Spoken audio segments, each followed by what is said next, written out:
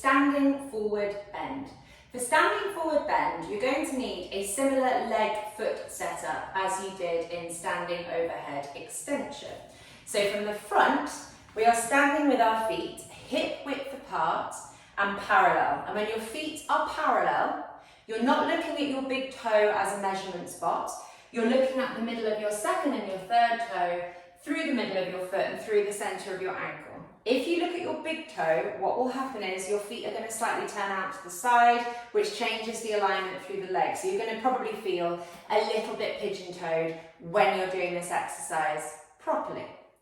What we're going to do next, and I'm going to show you this from a couple of different angles, you're going to have your hands facing downwards, palms flat to the kind of top of your pelvis. So we're doing this type of position, and you want to have the hands facing down as much as possible. If you get wrist pain, or if you get like pain and tension rather than hard work, you can change the angle of your hands slightly, so you can do different things with your hands, but ideally we want to have the hands pointing downwards like this, because this is really going to be where we create the change through the shoulder. So modify as needed, but if you can, you want the palms of your hands facing downwards. And what we're doing here, before we do anything else, we are going to squeeze our arms back behind us and our shoulders back behind us as well. So we are trying to get our elbows towards each other. So you're going to try and draw your elbows together. Don't worry, you probably won't go very far. You can see here from the front with me that my elbows are nowhere near each other, but just that intention of my elbows drawing together is really externally rotating my upper arms and waking up my kind of upper mid-back. It feels great. At the same time, we not only want to try and get our elbows touching, but we want to try and draw our shoulder blades back and down away from our ears. So we're just holding this here for a second and getting a sense of that engagement through the arms, through the upper and through the mid-back. What we don't want is your shoulders up by your ears or your elbows really kind of loosen out to the side. Focus on the elbows first, focus on the shoulders second, and then when we do the next bit of the exercise, focus on those two things as your priority. So palms of hands are flat. Initially we squeeze the elbows towards each other. We're trying to pull the shoulders down away from the ears and hold. Keep breathing. Then you're going to squeeze your quads and you're going to keep that intention through the upper body. So that work through your shoulders and through your arms is the most important thing here. We're going to pivot around our pelvis and our hip like this. So notice how my pelvis hasn't gone backwards. I pivoted my upper body forwards, the pelvis stays still.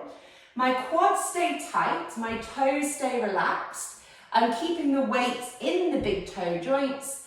And what I'm trying to do is continue that pull towards each other of my elbows and down away from the ears and my shoulders. If you try and focus on bending forwards too much, what's going to happen is you're going to lose the connection and the work that's happening through your arms and shoulders.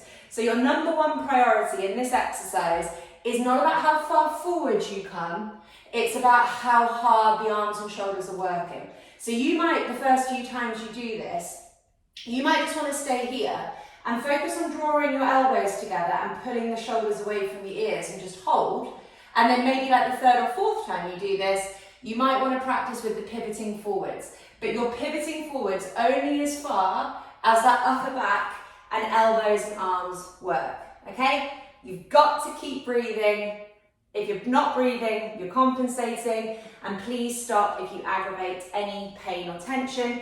You can fiddle around with the hand position, but the hand position changing is going to change how much you're trying to open up your arms and shoulders, so don't do that if you can avoid it. Okay. We're going to go here, 2 minutes, stop whenever you need. 3, 2, 1, off we go. Feet hip width apart, slightly pigeon-toed. Hands, palms facing down at the top of the pelvis.